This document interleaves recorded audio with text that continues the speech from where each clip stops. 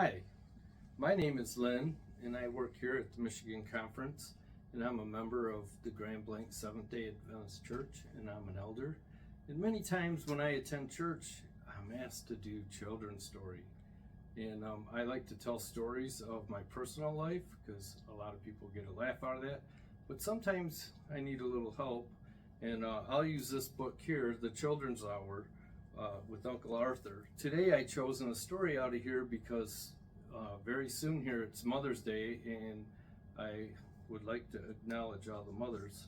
And the name of this story is Mother's Hands, and it's story number 27. Just when it happened, I do not know. Maybe 50 years ago, maybe 100 years ago. It really doesn't matter. The story was told to me a long time ago when I was a young boy, and that's some quite time now. I'll tell it again because you will love it too. A sweet young mother, having laid her baby girl to sleep in her cradle, went down the street to visit her neighbor.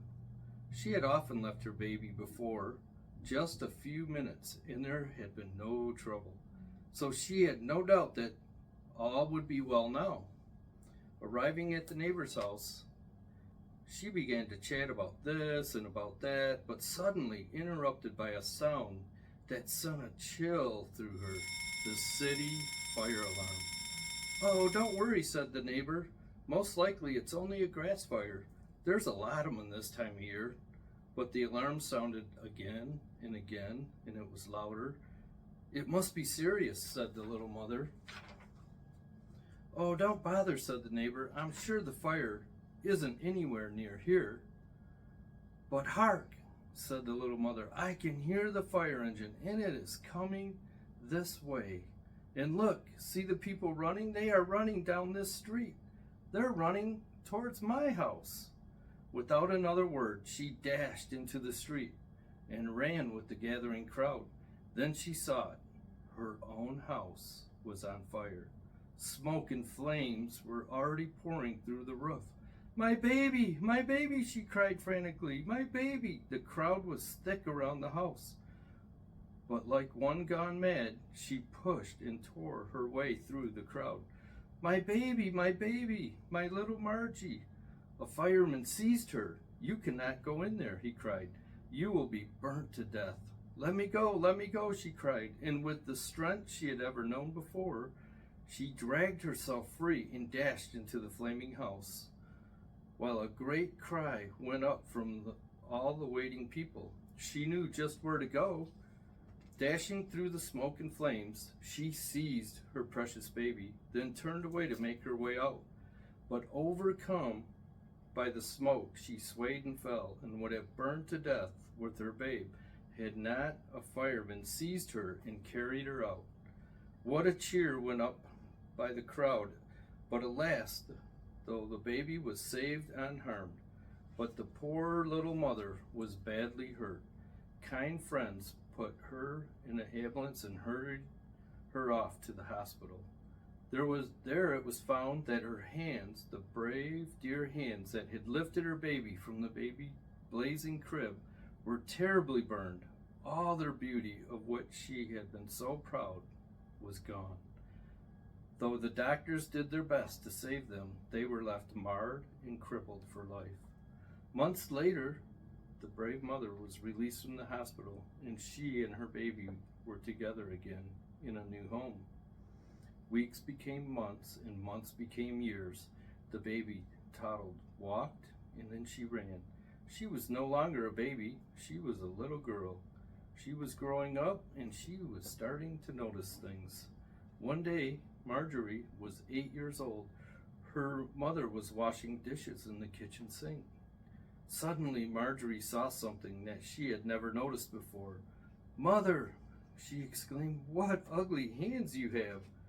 "Yes, dear," her mother quietly, through hurt almost beyond words. "They are ugly, aren't they?"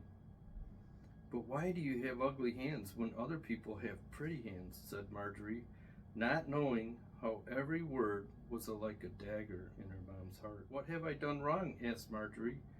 Then the little mother took Marjorie's hand and led her to the Davenport. There's something I must tell you, dear. Then she told her story, as Marjorie had never understood it before.